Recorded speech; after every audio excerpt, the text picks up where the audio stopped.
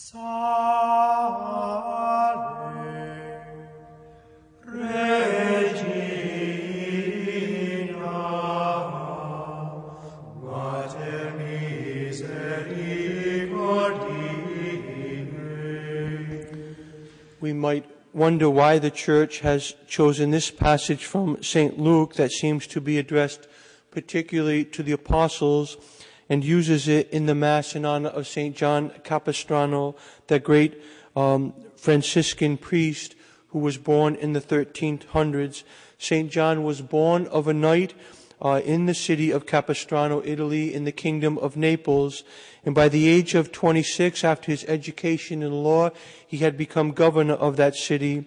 But he became disillusioned with the world and its ways, and so, while he was a prisoner of war, he had entered into a marriage, but the marriage was not consummated, and so he sought, through the permission of the then bride, a permission to annul the marriage, and so she agreed, and he entered into religious life.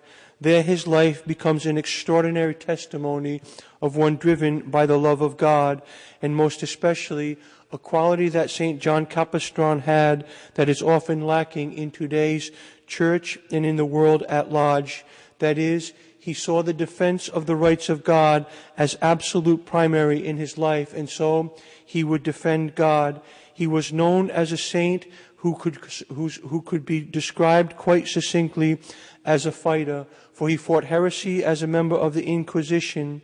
He fought obstinate Jews, and he was instrumental in the conversion of many heretics, and most especially, he was commissioned by a pope to preach the Crusades. And so, when the Mohammedans had taken over the city of Constantinople, and the fall of Christendom seemed inevitable, and then they directed their assault at Belgrade, where the weakest point in the Crusaders' defense, St. John Capistran, by a clever feint, would get by the troops surrounding the city of Mohammed II, and there enter into the city and inspire the 40,000 Catholic troops. He would inspire them with two things: to fight and to pray, and most especially to pray while they were fighting. And so the Christian forces would ultimately prevail under the leadership of St. John, who would enter into the very battlefield himself when the battle seemed to be going worse for the Crusaders. But he would never take up a weapon because he knew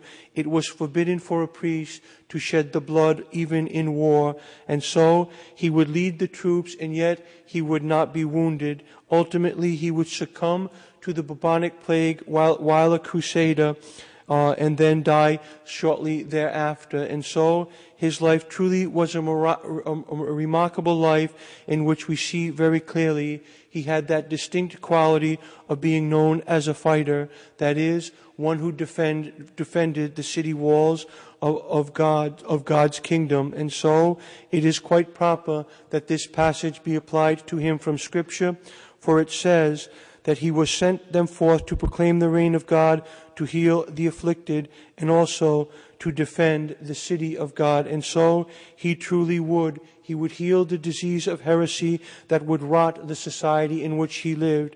He would fight the false religion of the Mohammedans, which was seeking to gain control over not just the whole of Christendom, but of the whole of the world, and instill its false philosophy. And so St. John truly was inspired by the rights of God, which he put foremost above all human rights, and he only saw human rights in the light of the rights of God, because he knew there could be no true human society unless first and foremost Christ was enthroned as King, and the principles that he came to taught men were embraced by men, and then they strived through the sacramental life of the Church to live those principles of their Lord and Master. And so he truly shows us in this day and age what is perhaps most necessary in the Church. In our age of pacifism, it is saints like St. John Capistrano that are not often referred to or not often spoke of, because they seem to offend the sensitivities of the modern man. And so let us be inspired by him to know that it is not man that we seek to please, but it is God. And we cannot please God if we usurp the rights of men, if we usurp the rights of God and place them on the shoulders of men. But we must first and foremost defend the rights of God and let the Lord sort out, as it were, that which transpires. But if we, like St. John, can do so in charity, then we will see the fruits that he saw in his very life: the conversion of heretics, the defeat of the Mohammedan troops, and ultimately he was responsible for the saving of Christendom. And so we ought to pray also for shepherds who are willing to defend Christendom from the onslaught, for the ladders of the enemies of Christ have assailed the walls of the church. And indeed, it seems often that sometimes the very enemy has entered into the camp of God. But it is through the saints like St. John of Capistrano that the enemy will be turned, or before leaving the camp of God, they will be converted to the camp of God and have no desire whatsoever to leave it. And so, if the enemy seems to have entered into the camp of God, let us seize that as an opportunity to convert them to the religion of the true God, like St. John of Capistrano would always strive to do. He truly was an extraordinary saint, gifted with many virtues, and most especially that virtue by which he would truly become a defender of God's city, because he saw God's rights to be the universal rights, the rights that had to be defended above all other rights. And so he saw all things only in this vein and only in this life. It would cause him to abandon the world and take up religious life. And through his preaching, he would convert untold thousands of souls. Indeed, if we were just to take his preaching alone, we would consider that he lived an extraordinary life, for he would preach in Italy, Austria, Germany, Belgrade, and all sorts of areas, preaching often to 20 or 30,000 people. And indeed, even in his preaching, perhaps we learn a most important lesson.